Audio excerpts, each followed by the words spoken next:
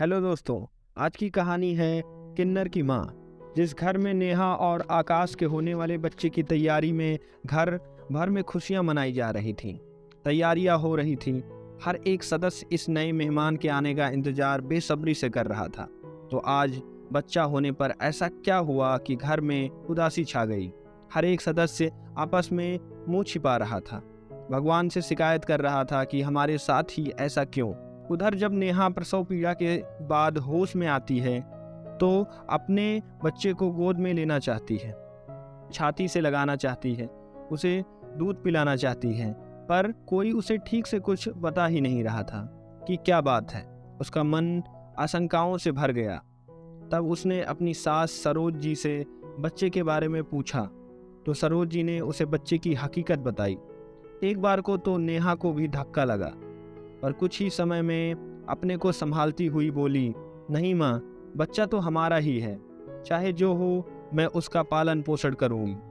मेरे दूध पर उसका उतना ही हक है जितना गाय के दूध पर उसके नवजन्मे बच्चे का। नेहा की काफ़ी मिन्नतों के बाद उसकी सास थोड़ी पिघल सी गई। उन्होंने बच्चे को उठाकर उसकी गोद में दे दिया। बच्चे का मासूम चेहरा देखकर नेहा की ममता तड़प उठी।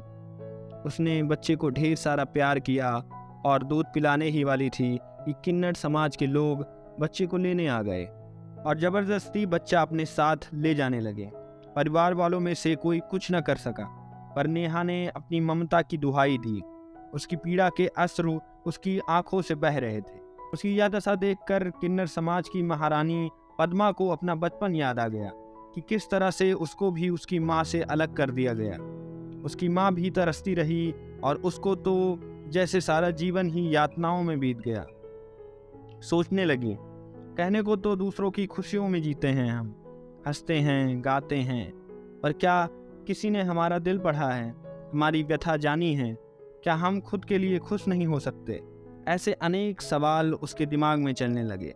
हमारा क्या कसूर है जब ईश्वर ने ही 3 तरह के इंसान बनाए हैं, पुरुष, स्त्री और हम किन्नर लोग।